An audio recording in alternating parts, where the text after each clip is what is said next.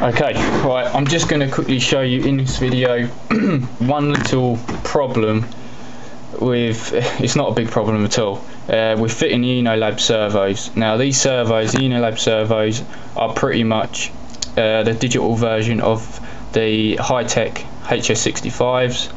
They use the same case, they're the exact same size, etc. So if you're using the ino-lab servos instead of hi-techs, either way you're going to have a problem.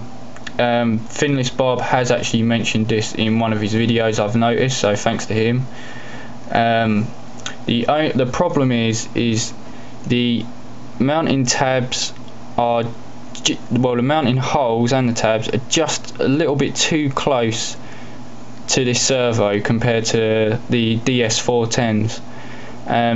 All you have to do is this center hole and that center hole just needs to be made a tiny bit bigger.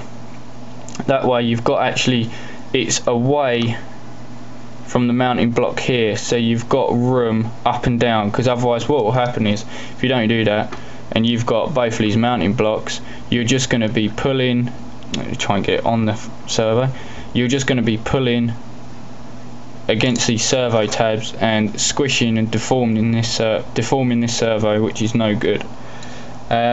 Now I'm not going to use the washers, because the washers you got the same problem, because as you put the washers on, they're pushing against this servo because they're slightly too big, and as Finless Bob has stated, you can grind part of the washer down so it can actually sit flush with the servo tab, but otherwise it's sitting at an angle because it's squishing against the actual servo. Now the front ones, I've noticed, they just needed a tiny bit taking off of them, and they fit spot on. The elevator servo, now that needed a little bit more taking off, and all I used was basically a scalpel and a sharp scalpel. You don't want to use a blunt one, and all I did was pop it in there and just twist it round. It don't take a lot, just a little bit, and that will give you just enough room. So sorry, try and get this in camera.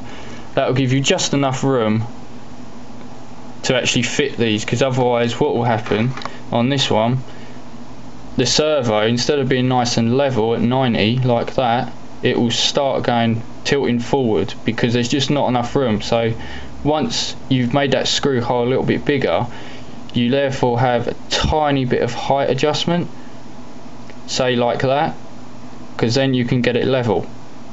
Otherwise it's going to be like that and forward, whether you want a little bit more room on that hole, so it heightens it and levels it out. That's about it really. I hope that helps, and sorry, I'll try and get in more detail at some point. Alright, I'll see you later, thanks, bye.